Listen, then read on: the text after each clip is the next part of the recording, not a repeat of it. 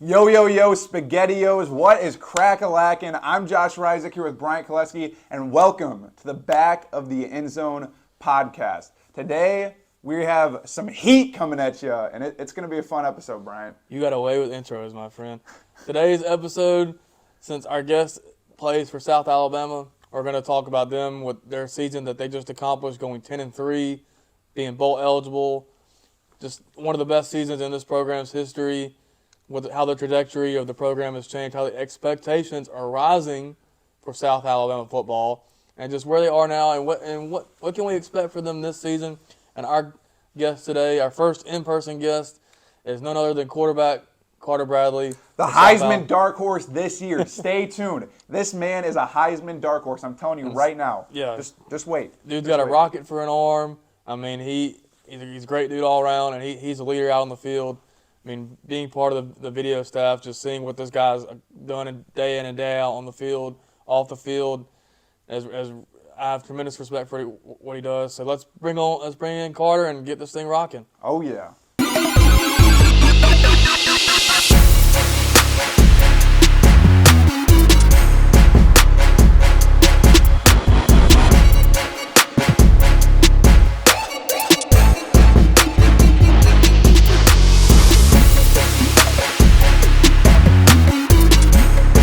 All right, everybody, I'm sitting here with the quarterback of the South Alabama Jaguars, Carter Bradley. Dude was on fire last season and hopes to continue going into this season. How you doing? Great to be here. Appreciate you guys having me. Excited to get after it. Oh yeah, we appreciate you being here. Yeah, we really do. And man, getting to be on the video staff here at South and watching you guys work day in and day out, the effort that you guys put in, really, like, it's just I have much respect for what y'all do and who y'all are, and just I know the work that y'all put in and day out to make this football program and the university proud. So like I said, we appreciate you being here, and and I appreciate you guys. I mean, the support that we get, every Saturday and even in the off season, with the fans and other athletic departments, we really appreciate that, and as players and coaches, we definitely feel that. So I appreciate you guys. So one thing I wanted to ask you, you came in from Toledo last year, and then you helped lead South to one of its best seasons ever, 10-3. Like we were talking earlier, there was a couple things that could have gone our way, like the bowl game and the Troy game and the UCLA game. But overall, just a season that South fans have been dreaming for a long time. Just explain that experience of getting to lead this team that season. It was a special year. Hopefully next year is a little bit better. But that's a credit to Coach Kane Womack coming in here a year before I came in here. He wanted to build a culture around this team, and it was going to be just physicality, winning, and something new. He's been a coach for so long, and he's seen so many things that he kind of understands what he wants, and this is exactly he's building it how he wants to.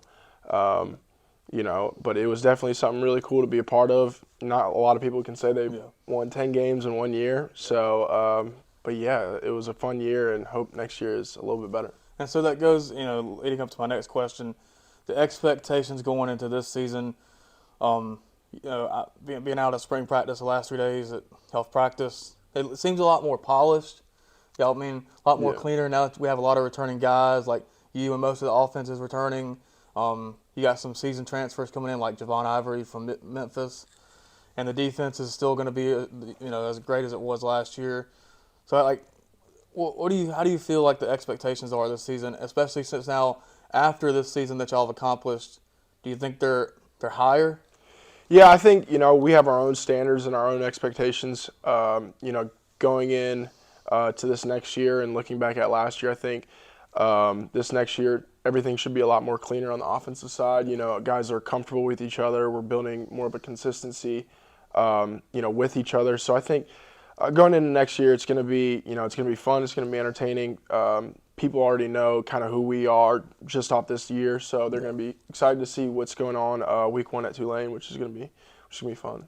Awesome, and that kind of leads me to ask how you were just talking about like the comfort with the offense and stuff like that. Transferring in from Toledo, like what was that like coming in as the new guy, like especially fighting for the starting job? Like was it difficult trying to get that mesh with everybody on the offense and even the defense too? Or I mean, it seems like, going in a new place, you got to meet a whole new group of guys, kind of figure out the culture. But when you're around good people, it's not hard. South is a very special place. I've loved it since I stepped foot on campus, since my visit here.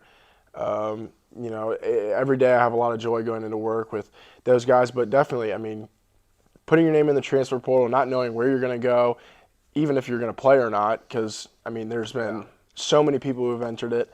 I think, South giving me a chance to come in and just kind of be who I am as a person and, what I've learned, and establish my role on the team as, who I want to be. And I think, just coming in and just knowing guys is the biggest thing, and building a relationship with everybody is, that's what's big to me as being a leader, because you can't lead anybody without a relationship.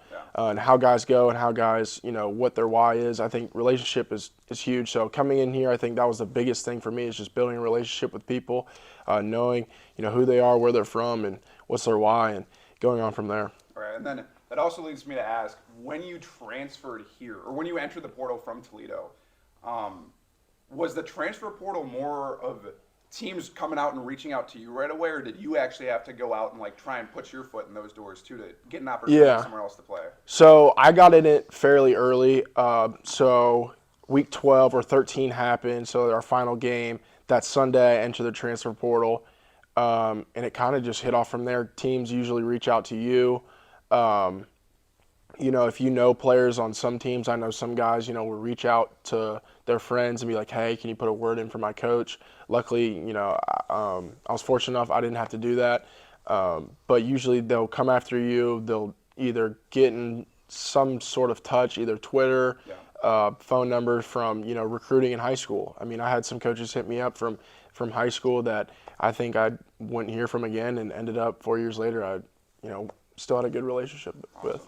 And, a lot of people don't, and especially fans and people who might not, pay attention to football, or just, they're just fans. I don't think they'll really understand how difficult it is being a quarterback, like you said, having to build relationships with the team. And I've seen you practice, all last season, the way you lead the guys out there, the way you galvanize around them.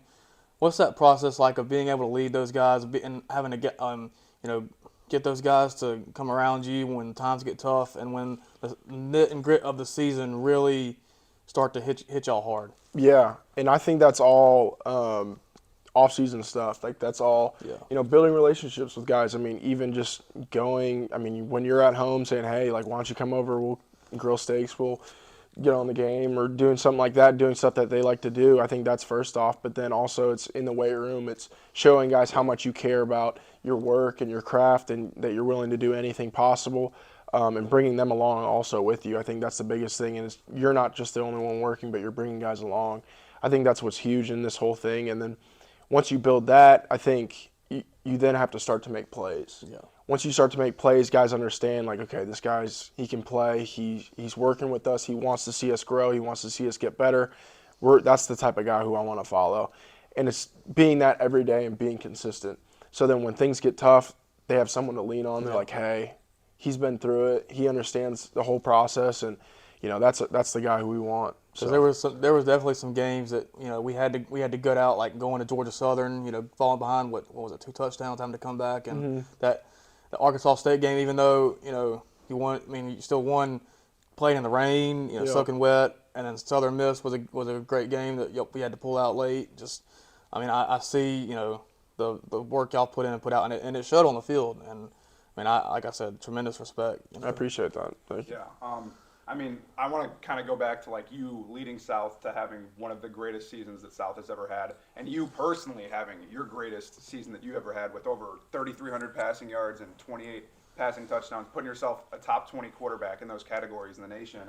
What was it like making that jump from you tripled your numbers from Toledo and then transferring to South? What did it take personally for you to make that jump? Yeah. It's kind of one of those things that you always have felt inside, maybe I don't know if, I'm supposed to be here, but I know what my talent is. I know I can go play on Saturdays, and I know I can probably play on Sundays, but I'm not doing anything right here, right now. And that's where I was at Toledo. It was very stagnant. Didn't really know, there's a whole backstory about, Toledo and mental health there. But once I got to South, I felt like, I could be my own person. And I think, credit to all my successes, Coach Applewhite. I think he put me in the right position. He pushes me every day to be a better quarterback, to be a better leader, to be a better man. I can't thank him enough. But I think, a lot of my success is off of him, but then also the guys on the outside because I put a lot of work in as a quarterback. I mean, you have to. Yeah. But the guys on the outside, what they do, physically and how their bodies take a toll during the season. Yeah. Even the guys up front, I mean, those guys are hitting every play. So credit goes out to them. The guys on the outside, it's not just a one-man show. This thing is a whole other 10 parts. So. Yeah. And this leads me to my final question. You've been working with QB Country, the quarterback school that's down here.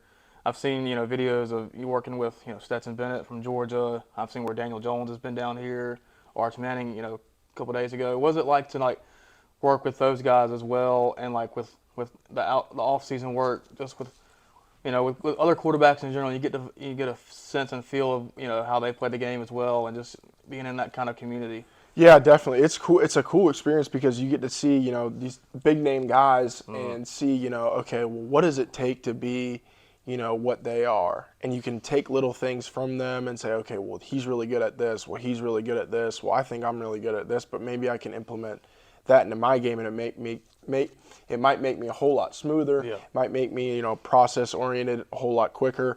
So I mean, just taking little things. I mean, this last offseason, Holton Ahlers from ECU, he was down here getting ready for his draft prep. Me and him were training together, and he was just, talking just a little bit of footwork, just changing a little bit of things with my footwork. And, I mean, it's become so much smoother. So credit goes out to him, But, yeah, I mean, just taking, little things. I mean, you do it in the NFL with guys. You watch Dak Prescott, you watch Rodgers. I mean, it's the same thing. So, but, yeah, I love doing that. I love watching guys. Is there a guy in the NFL that you like to emulate and that you like to watch a lot? I mean, there's been, I mean, my dad coaching in the NFL, I've been around some training camps, seen some guys throw. One that I really kind of stuck out to me was Russell Wilson when he first got in the league. Just his preparation. I'm a Denver fan, so. There you go. So one of his preparation, how he goes to work. Yeah. He's the same person as he was in Seattle as he is in Denver, is what I've heard. Yeah. So, I mean, that's what I thought was so cool about that.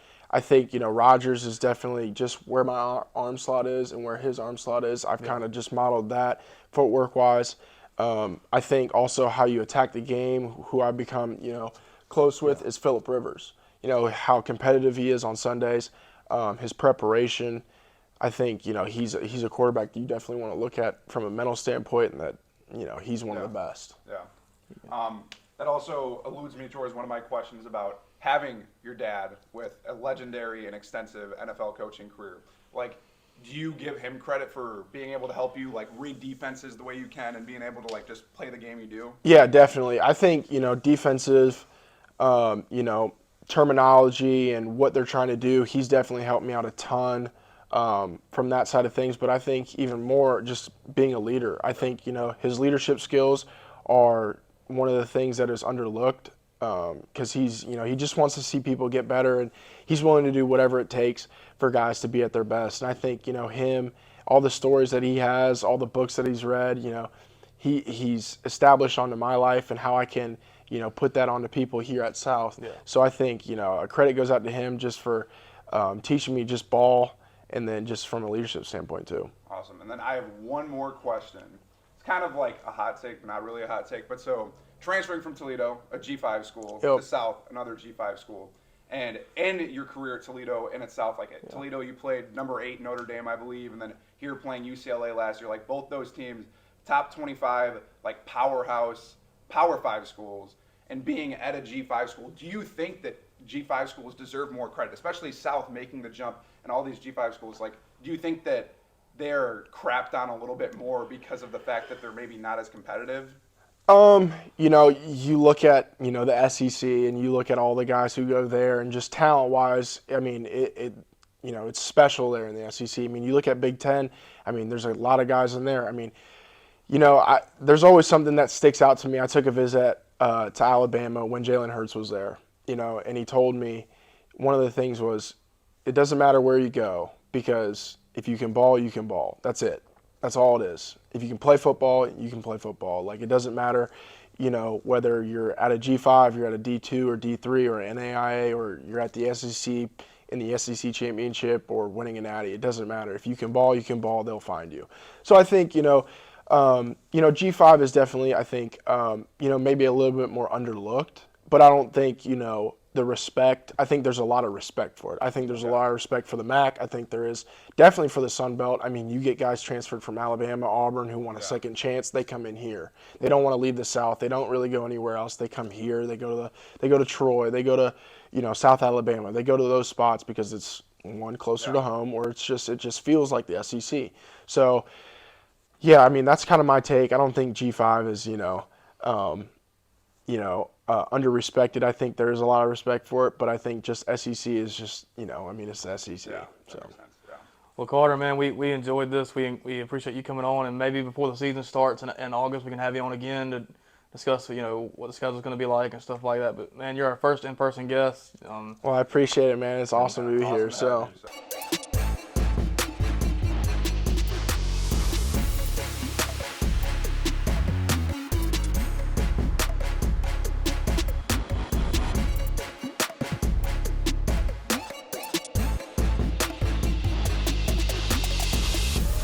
Again, we want to say thank you to Carter for coming on today. That was awesome, and we can't thank him enough for taking time out of his day when he could be practicing or training and whatnot. And hopefully we can bring him on, when it gets closer to the season in August when fall camp starts and, things are about to get, crazy and just so. Again, thank you, Carter. Yeah. Thank you. So as far as for South Alabama this season, kind of what he touched on, the things that they had to do last, coming off a 5-7 season, the previous year, not knowing where they were. They had a lot of guys transfer out. They had a lot of guys transfer in, including Carter himself, coming in from Toledo, learning the offense. Coach Applewhite, who's a great offensive mind. Been able to help him learn the ropes. This season that they have accomplished is really special. And I told my friends, when I joined the video staff, and I watched them after spring practice, and I watched them in the fall camp. I told my friends, I said, this South team has the potential to go 10-2, or maybe even possibly undefeated if they could win that UCLA game. Now, they were 5 points shy of going undefeated and making the Sun Belt title, but just what they accomplished as a team. You have some guys going to the draft. They had pro day this week. Jalen Wayne, Darrell Luter. Hopefully get those guys on later before the draft starts. They have been essential to that team. And Carter, on his own right, has been essential because what he brought to the quarterback position this year was something South had never seen. Exactly. Like I kind of alluded to when Carter was just here. He passed for over 3,300. He was like 3,387 yards and 28 passing touchdowns. In his first season. Broke the school record. Exactly. Broke the school record. And he's literally, in those categories, a top 20 quarterback in all of college football this past year. Yeah. And you think about, that's putting him in the same class as guys like Bryce Young and C.J. Stroud and Will Levis and these top guys like Carter Bradley. Yeah. He is going to have a phenomenal year this upcoming year. And not only him, but the whole entire South Alabama football team is going to be cooking. And they have a lot of guys returning too, not only Carter, but I mean, what we talked about, when we asked him, and watching spring practice the last few days, they look a lot smoother. They look a lot more polished because they have those guys returning. They don't have to teach the offense to a brand new, quarterback or to brand new guys. Most of the offensive line is returning. You have most of the receivers returning. You have a seasoned receiver coming in, Javon Ivory from Memphis, who's had 1,000-yard seasons there. I mean, the sky's the limit for this offensive South. And on the defensive side, too, you have Yam Banks returning at safety. You have Keith Gallman coming back off an injury who was already established the season prior. And the linebacker core is going to be a little bit new, but you still have Trey Kaiser on the defensive line. You still got Jamie Sheriff. Trey Kaiser's a dog. You still got Brock Higdon. Now the cornerback is there's going to be a cornerback battle with Darrell Luter and Jamar Richardson going to the next level. But what these guys have returning though are just it's dudes something all over the field. Exactly, it's something to look forward to. And I mean, looking forward to South's season next year. I mean, this past year, like they went 10-3 and had some difficult games. I mean, obviously every year you're gonna have some difficult games. They had to gut out some games, going exactly. to Georgia Southern. Exactly. And this upcoming year, they might even have a tougher schedule than this past year. Week 1, opening up at Tulane. Yeah, that is. They finished the season in New Orleans this past season. They got to go right back there and face a Tulane team that just beat USC and beat the Heisman winner. Exactly. So it'll be really interesting to see how that starts off South season. But then again, like Carter said, Tulane plays Ole Miss week 2. So will Tulane be looking forward to that Ole Miss game and not really looking at South as big of a dog as they are? Or I don't know. I mean, Tulane is competitive. Don't get me wrong, and they would have a chance to beat Ole Miss the next week. But I do think they would have a certain kind of respect for South because of what Coach Kane and these players here are building. I mean, you got to have tremendous respect for the run and pass for them because in the run game you have dogs. You have LaDamian Webb coming back, who rushed for over 1,000 yards. You have Braylon McReynolds coming off his freshman season who was a dog. You know, Marco Lee. You lose Omni Wells, but you still have some guys coming back like those three. You have some other guys from recruiting coming in. Then at receiver, you still have Devin Boyson. You still have Colin Lacey. Then you get Javon Ivory. You still have Jamal Pritchett, who's a speedster. Yeah. I mean, and in the tight end, you still got DJ Thomas Jones. You still got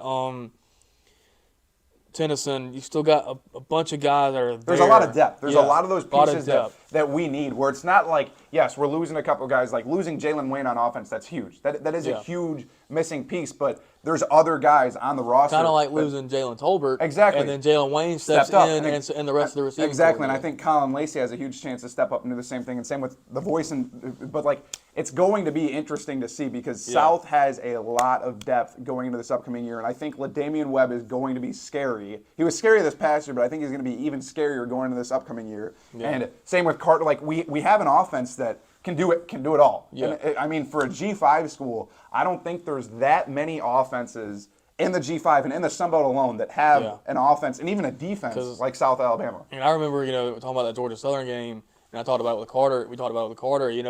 Games that they had to gut out. They were down. I remember being at that game in Statesboro. They were down by almost 2 to 3 touchdowns, and then here comes LaDamian Webb rushing for almost 250 yards. You had Carter stepping up and Jay Wayne stepping up, and you had to go to Arkansas State. Even though you won by 30, you still had to gut it out in the soaking wet rain. You had to go to UCLA all the way across the country, a 2-hour time difference. You had to adjust to the time. You have to adjust to traveling so far out. You have to embrace the environment that you're in, the Rose Bowl, such a historic landmark in college football. And you come so close to beating UCLA. I mean, a premier program in the Pac-12 and in college football at the historic Rose Bowl. I mean, and then the Troy game, there was a lot to be desired there. The offense did get shut down in that game, but, this offense and the team as a whole has a lot coming back. They have seasoned veterans coming back on special teams with the punter Jack Brooks and the kicker who's got a leg on him. I mean, he almost hits me every day at practice when I'm on my tower filming. So, I mean, this South team is just – it's going to be special. Like we said, it's going to be a really special year. You think this team that was special last year, but the expectations are higher, and I believe they can exceed the expectations. Oh, I believe they can too. And I mean, it's not that it's going to be easy. It's definitely going to be tough. And I mean, like we said, looking at the beginning of their season, 4 out of their first 6 games are away games. They have to go to Tulane. They have to go to JMU. They have to go to Stillwater, Oklahoma. Yeah. Then they have to play ULM that 6th game. Then they're but the good thing is they host. They got to go to Troy. That's always a tough game, especially being our rival within the state, the Battle of the Belt. But you host Southern Miss, you host Marshall, you host Central Michigan, a team that they fought last year. You get a lot of home advantages too. You host the Cajuns, you host. Exactly. You got to go to ULM, but Yeah, hosting Arkansas State, it'll be a very interesting season for the Jags, and I think there's a lot that could come out of it. And I mean, then again, like you were just saying, looking back on LaDamian Webb and Carter Bradley had 3 games with over 300 passing yards last season, and another like 5 or 6 with high 200 passing yards. And it's Yeah. like LaDamian Webb too, running all over defenses all over the field. Like it'll be interesting to see what happens. Yeah, so as far as the South team, man, I'm excited to watch them. They got their spring game is April 15th. If you want to come out and watch them, come out and watch Carter.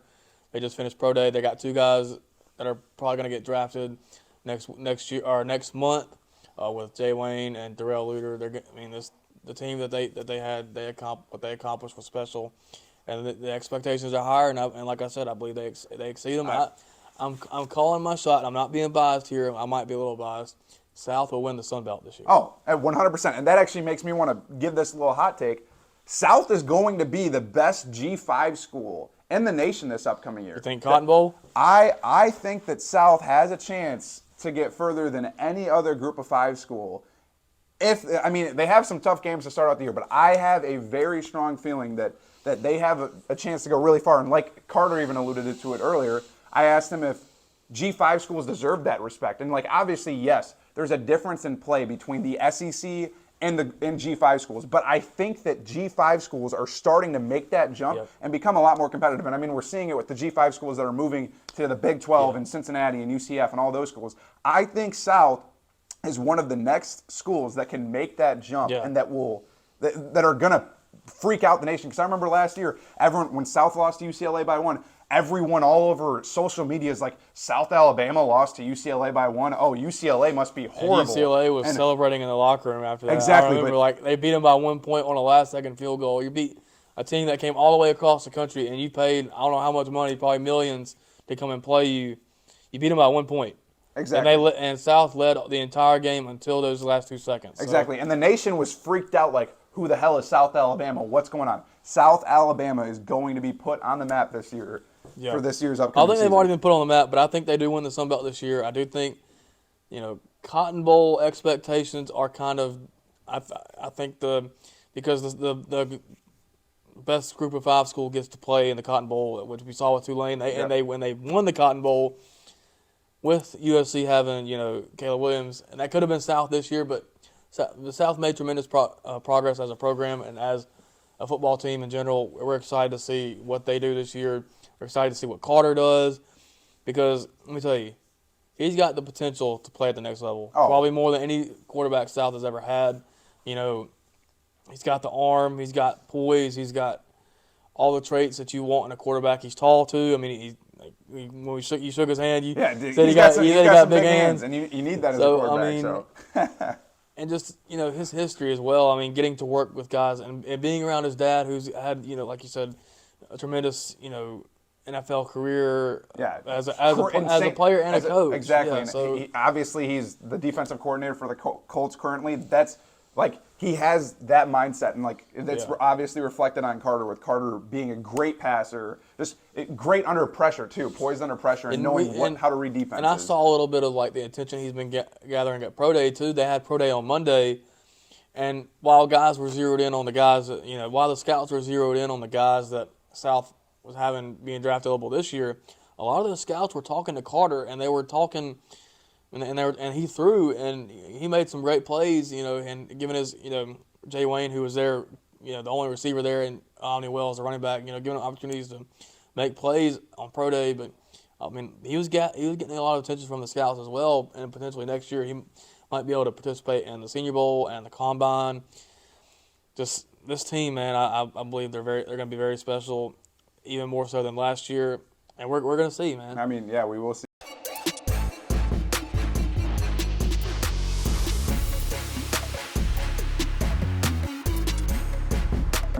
Now taking a different shift away from South Alabama football, we want to take a look into, I know at the end we always do a little NFL segment, and me and Bryant were just talking about this a little bit ago. I want us to give who our top NFC team and AFC team, who's coming out of the AFC and who's coming out of the NFC next year in the Super Bowl. And then give a little bit of a dark horse team as well. Exactly. And I guess I can start off with, coming out of the AFC, right now for me, it's got to be the Chiefs. And I hate saying this because I'm a Denver Broncos fan. I cannot stand the Chiefs. I have tremendous respect for Andy Reid and Patrick Mahomes and what they've accomplished. But as a fan, I can't stand the Chiefs because of what they've done to my Broncos the past few years. Denver hasn't beaten them since 2015. That's 5 to 6 straight, maybe 8 straight years of getting whooped on by the Chiefs. But it's easily the Chiefs. Like, you saw what they did, losing Tyreek Hill, losing their most dynamic playmaker, and still winning the Super Bowl with Juju Smith-Schuster, TikTok boy, and I mean, now Juju's gone, but he's gone. But Patrick Mahomes knows how to make things happen without premier guys. Now you still got Travis Kelce, who's I think is on his track to be the best tight end ever. The thing is, with these guys like Pat Mahomes and Travis Kelce and Andy Reid, the head coach, like these guys they can get any athlete and turn them into an even better athlete than they were before. Like Isaiah Pacheco, we saw this past year. He was like, I feel like he was overlooked in the draft. You saw it against the Raiders where they were, they know they're going to beat you when they're doing the around the Rosie play call. Yeah, literally. And it's like, what the heck's going on? It's like, what the heck do you do in that instance? So I have the Chiefs and the AFC right now, but a dark horse. Part of me wants to pick the Bengals because of what the success they've had the past few years, and I think the Bengals will still be in it. But I'm going with the Jags, man. Not South Alabama Jags, but the Jacksonville Jaguars. What they were able to get to the divisional round last year, and a huge turnaround for Trevor Lawrence. Getting Doug Peterson, and then you go out and get Calvin Ridley for almost nothing. I mean, I know literally my buddies that are Falcons fan are salty about that, but you go out and get Calvin Ridley, you get Christian Kirk, who had a great year last year, Evan Ingram, who had a great year, who was on my fantasy team. He really balled out. But I think, and you got Travis Etienne, who really came off strong last year, and the offensive line was so much better. Defense was better. The Jacksonville Jaguars will be a force to be reckoned with in the AFC. So, I mean, for me personally, I think my team come out of the AFC, yes, I want to say the Chiefs, but like majority of me wants to say yes, the Chiefs are coming out on top of the AFC. They always do. They're that team. I also want to say the Bills. Yeah. But, I mean, the Bills, like, come on. As much as I've always wanted the Bills to come out on top of the AFC, but I don't think it's going to happen. I think pick Josh the Bills Allen, every year and they disappoint. Exactly. And I want to see them succeed. I love Josh Allen. I love Stephon Diggs. But the I Bills love Von Miller. Exactly. And the Bills just lost a couple huge pieces too, and losing Devin Singletary. They just lost Tremaine Edmonds on their defense. They're losing some key pieces that they need. And I don't think the Bills are coming on top. I think the Bengals have a chance, but I think arguably the best bet is the Chiefs. The Chiefs are coming out on top of the AFC. And like you alluded to, the Jags have a really good shot at also coming up on top of the AFC. Yeah. Like they didn't lose much in free agency, and their team is stacked. You look at how young they are. Yeah. They are the future of the AFC. As a Broncos fan, I know you don't want to hear that, but the Jags right now are what you wish you were. And I will say, watch out. Of course, watch out for the Chargers. If Brandon Staley can get out of his own way, as far as coaching wise, and I might be a little biased here, but not really. Do watch out for the Broncos. If Russ can turn it around, they still have Jerry Jeudy. They still have Cortland Sutton. They have Tim Patrick coming back. As of right now, you still have Jerry Jeudy. Well, they said they're not interested in trading him unless it's for a first-round pick. Well, anyway, you have Tim Patrick coming off the injury. You have Javonte Williams coming back from injury. You just signed Samaje Perine, who's you got Surtain. So you have Surtain on the end, Justin Simmons. They went out and signed two of the best linemen in free agency with Ben Powers at guard and Mike McGlinchey. So Denver, if they can turn around with getting Sean Payton, who knows how to win, who knows how to build a culture, winning culture, and who has worked with a quarterback like Russ and Drew Brees before, short stature, can throw it, and Russ has a better deep ball than Drew Brees did at the end of his career. So, but just watch out for Denver because if Russ can turn it, it all hinges on Russ. If Russ can turn it around, Broncos can be very, very special, but like I said, to me right now it's either Chiefs or Jaguars. Now in the NFC, hold up, no. Let me go first because I'm saying this right now, and I want you to remember what I'm saying because right now I'm telling you the Detroit Lions are coming out on top of the NFC. I don't care what anybody says. I don't care what anybody else thinks. I don't care if you're saying, Jared Goff's throwing the football. I don't care if Jared Goff's throwing the football. Yeah, he may be mid. He may be mediocre, and he may not be the greatest quarterback in the world, but he is. We've seen Jimmy Garoppolo make a Super Bowl. Exactly. And I think Jared Goff. We saw too. Nick Foles and, win a Super Bowl. I think that I seriously think the Detroit Lions are serious contenders. I think they're more contenders than the Eagles are going into this upcoming year. Like, Ooh, that's I do not care. The Lions just got C.J. Gardner-Johnson in free agency. They just got David Montgomery from the Bears, which sucks for me as a Bears fan. It pisses me off. But they got David Montgomery. Their offensive line is already pretty good. And I mean, they get Cameron Sutton, another cornerback. Their defense is going to be stacked, and I feel like that's where they lacked the most last year. Because, I mean, their offense was, Amon-Ra St. Brown, he is a phenomenal receiver. And I honestly think that he could have a great year as a wide receiver that nobody's even expecting him to have. Everybody's always looking at Jay Jettas. And I think Amon-Ra St. Brown could be top 2 receiver in the NFC next year next to Jay Jettas. But Okay, so I'm not saying that's crazy, but to say they're more contenders than the Eagles right now, especially after what the Eagles just did. The Eagles have a lot of guys returning. They brought back Darius Slay. Now, they didn't bring back Gardner-Johnson, but they brought back James Bradbury. They have a lot of their defense returning. They have Lane Johnson returning. They have Jason Kelce returning for one more year. They got to go out and get a running back, but it's Bijan Robinson is in Philadelphia this week on a visit, so the Eagles could draft Bijan Robinson over there in the top 15, who's worthy of that. But they got Devontae Smith. They got A.J. Brown still. Jalen Hurts, who made it all happen last year, who made just a massive leap from where he was the previous year and in his rookie year. Jalen Hurts, man, just being a Bama fan and seeing what the guys went through and what he's done, not seeing him win the Super Bowl hurt. It made me hurt for him, but just knowing what he's got ahead of him is awesome. Right now, my Eagles are my favorite right now, just because they like what they have returning. Nick Sirianni is still very good. I remember when the Eagles first hired him, a lot of people said, "Oh, he's going to suck. Might as well go ahead and hang it up now." But my dark horse for the NFC, you also got to watch out for the 49ers. The Lions, they will be very good. the Lions are coming out on top, I'm telling you right now. The 49ers might be there too. My dark horse for the NFC is the New York Giants. Daniel Jones just got paid the big bucks coming off a career year. You got Saquon Barkley back on the franchise tag. You got to go out and get a couple more receivers. I would like to see them. They retain Darius Slayton and Sterling Shepard. I would like to see them go out and get like maybe a D-Hop or maybe like even Odell Beckham if they can get him to come back, or draft a guy maybe like Jackson Smith and Jigba if they could get him, or maybe draft a guy that's worthy. Quentin Johnson even too. I know they've been trying to get Jerry Jeudy, but then on the offensive line, Andrew Thomas from Georgia that they drafted a couple years ago has come on strong. Evan Neal, who they drafted from Bama, is going to be better. Kayvon Thibodeau, I don't like his antics, but he's very good. He is very good. But on the defensive side, Xavier McKinney.